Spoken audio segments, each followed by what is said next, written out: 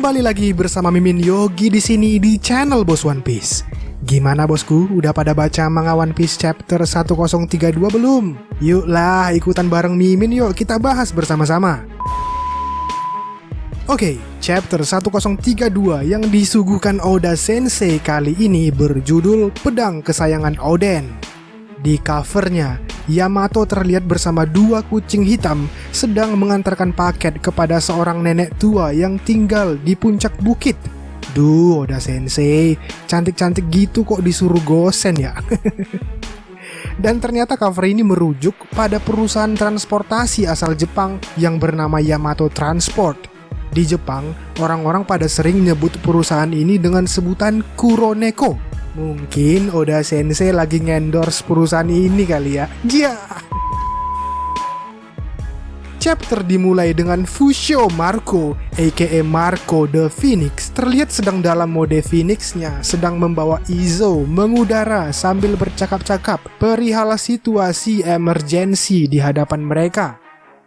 Perasaan Izo tidak enak, katanya dia mendengar laporan bahwa ada sesosok misterius berwujud api yang ikut nimbrung buat kacau. Makanya dia minta tolong ke Marco untuk terbang mengudara memastikan kondisi.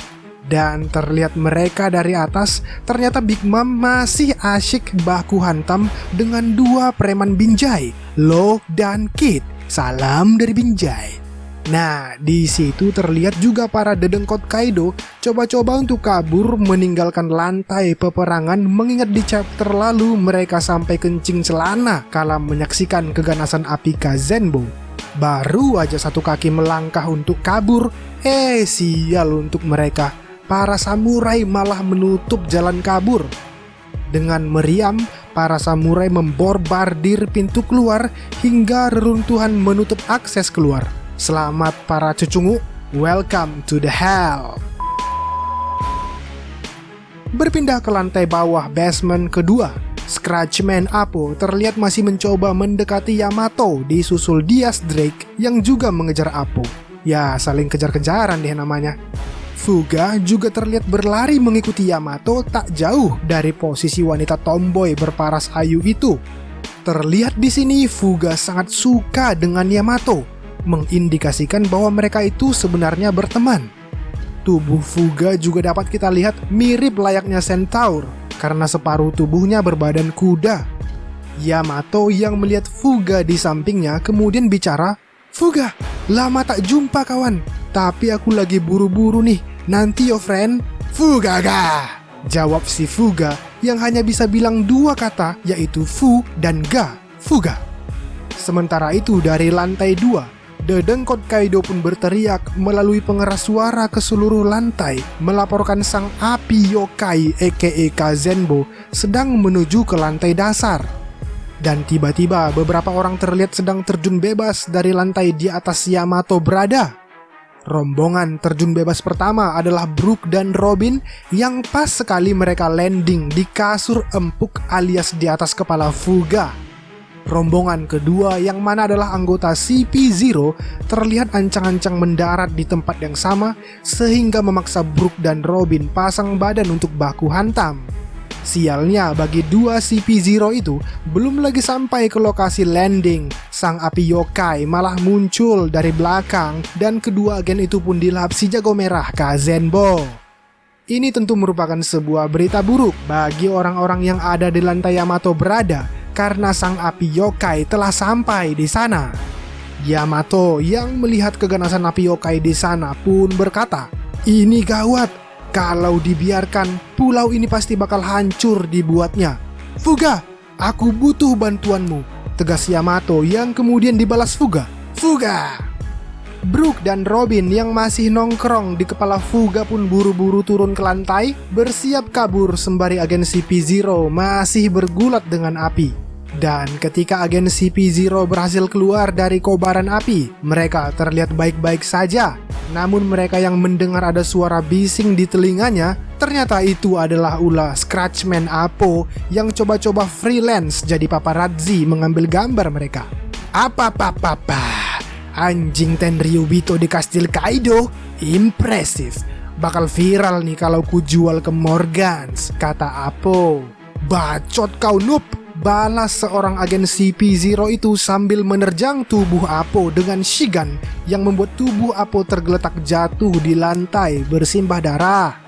Belum sempat Drake bersimpati ke Apo, CP0 itu pun kemudian lanjut menyerang Drake. Namun sebelum shigunnya tepat menghujam Drake, Apo meluncurkan serangan ledakan tepat di wajah CP0 itu. Untung ku lapisi badanku pakai busho, kalau enggak dah modiar aku cu. Oke lah, kalau memang para anjing-anjing Tenryubito ini mau bertumbuh, yuklah, lu jual gua beli, kata Apo. Dan Drake membalas, kan kau yang mulai duluan bodoh. Sementara Apo dan Drake berdebat, agen CP0 itu pun bangkit. Namun tepat pada saat itu juga Drake berubah ke mode Allosaurusnya dan mereka berdua kemudian menyerang CP0 bersama-sama. Beralih ke lokasi lain di mana Zoro dan King masih seru-serunya baku hantam. King yang dalam mode Pteranodonnya kemudian memegang jambulnya, menarik ke atas seakan-akan ketapel. Dilepasnya lah kemudian jambul itu yang melesat cepat dengan nama serangan Tempura Udon. Kocak nih Oda Sensei, ada-ada aja bentuk serangannya. Zoro pun terlihat kaget bukan main, bahkan untuk menangkisnya pun dia nggak bisa. Kalau dilihat-lihat ada mirip-miripnya nih dengan serangan Gomu Gomu no Kane-nya Luffy. King melihat Zoro yang acak adut itu pun jadi agak sombong dia. Gimana seranganku? Kayak serangan laser kan? Ya seperti inilah dulunya Pteranodon berburu. Jancuk turun kau, kata Zoro yang kemudian melepas serangan Sanbyaku Rokuju Pondoho. Gampang bagi King untuk menghindar, lalu lanjut lagi dia menembaki Zoro dengan jurus sebelumnya. Saat Zoro berusaha menghindari semua tembakan King, Zoro kemudian berpikir bahwa dia tidak bisa terus bertarung dengan cara ini karena dengan cepat pasti dia akan kehabisan energi. Maka dia kemudian memancing King agar turun ke bawah dengan bertanya, "Oi cucak rowo, api di punggungmu itu juga merupakan keahlian khusus Pteranodonmu ya?" "Tidak, ini beda," jawab King. "Apa? Aku nggak dengar.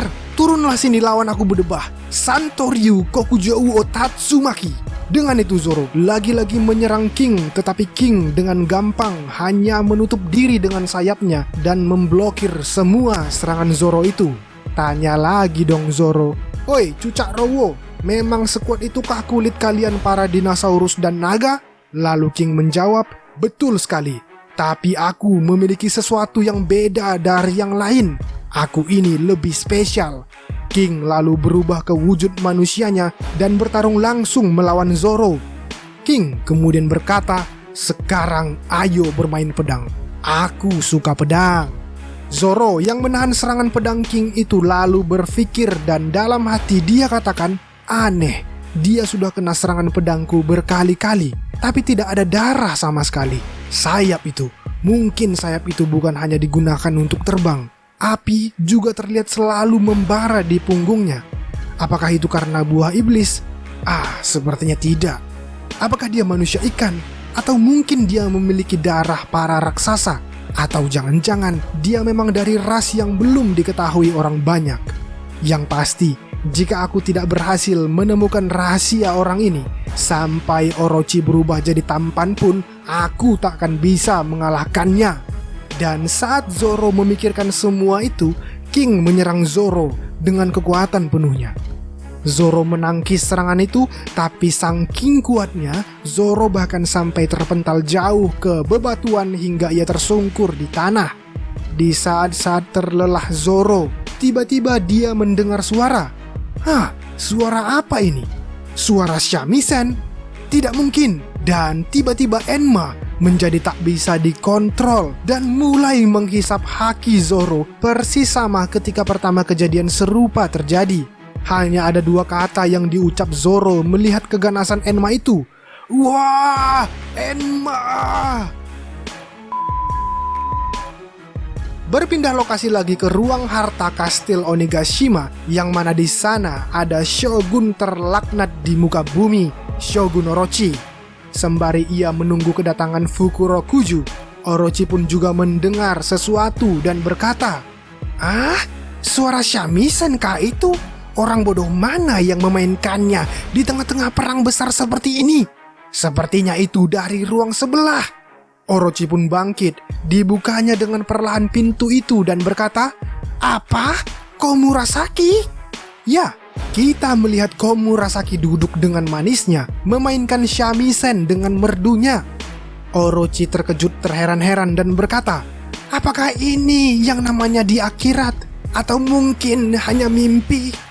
Oh, Komurasakiku, tidak sehari pun aku tidak memimpikanmu. Aku tidak bisa membuat diriku melupakanmu." Komurasaki pun menjawab, "Sama Tuan, ketahuilah aku akan selalu ada di sisimu." Ditutup dengan Orochi yang berkata, "Kalau ini memang mimpi, please jangan bangunkan aku."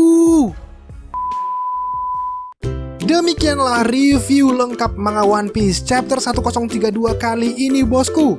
Coba deh kalian tulis reaksi kalian di kolom komentar ya. Dan jika ada saran dan kritik dari kalian, jangan lupa juga ya sampaikan di kolom komentar. Kita diskusi di sana. Oke, Mimin Yogi pamit undur diri dan sampai jumpa di video selanjutnya. Ciao!